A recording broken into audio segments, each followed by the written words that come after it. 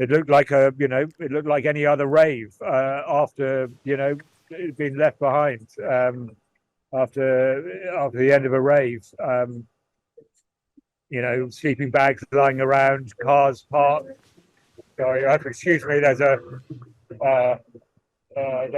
celebratory or encouraging band of religious extremists here playing music to keep the morale up. I know you've been at the site of the Supernova Festival massacre today. Tell me about your visit. What did you see?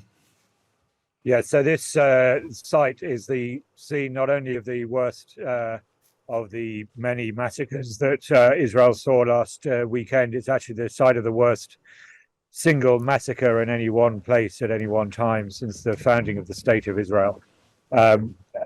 Extraordinary scenes, which I'm sure everyone has seen bits of, taken from Hamas's own videos, from dashboard cameras on cars that, as they try to get away. We've seen those extraordinary images, and of course well, you may not have seen them, but the pictures of the dead and the body bags of the 260 people who were killed there. Well, today the authorities opened up the site for the first time. It's in an area that's quite close to the military zone that is now a staging ground, and of course they've cleaned up the site from most, but I have to say not all of the bodies, and so some of us in the press were able to tour that extraordinary site this afternoon.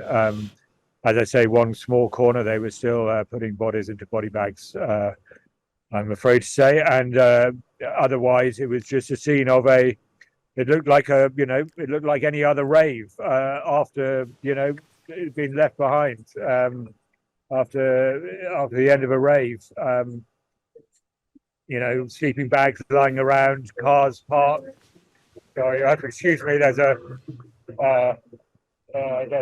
celebratory or encouraging band of religious extremists here playing music to keep the morale up.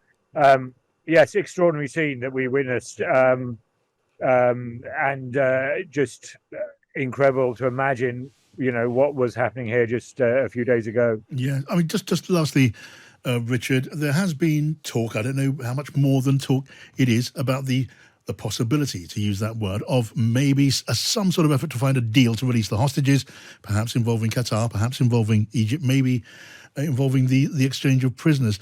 Is there any sign of any possibility that may bear fruit, that idea? So, I'd have to say two things on that, which may be slightly contradictory. I was speaking to diplomats in the region yesterday. They told me that Qatar is indeed mediating with both sides. Qatar has a Hamas political office stationed in Doha. It has also historically had sort of quasi relations with Israel. It doesn't recognize Israel, but it used to have a trade representative office from Israel in Qatar, and it has open lines to Israel. Sorry, it has open lines to Israel. So it wants to negotiate a deal. These diplomats who are briefed on what the negotiators on both sides are saying is that Hamas does want a deal. Hamas, would like to release the women and children in return for women prisoners in Israel's custody. Israel, at the moment, doesn't want to do a deal, only because it doesn't want to do a deal sort of full stop.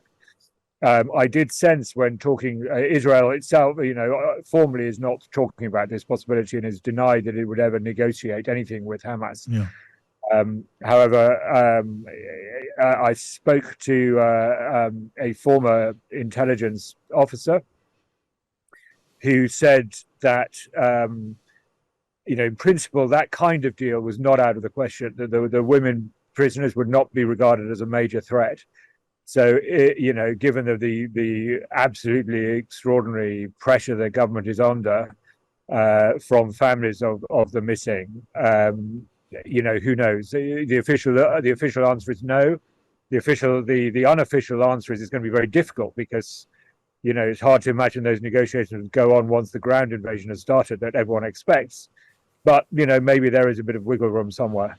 Really, really interesting to get your insights. Thank you very much indeed, Richard Spencer, Times correspondent in southern Israel.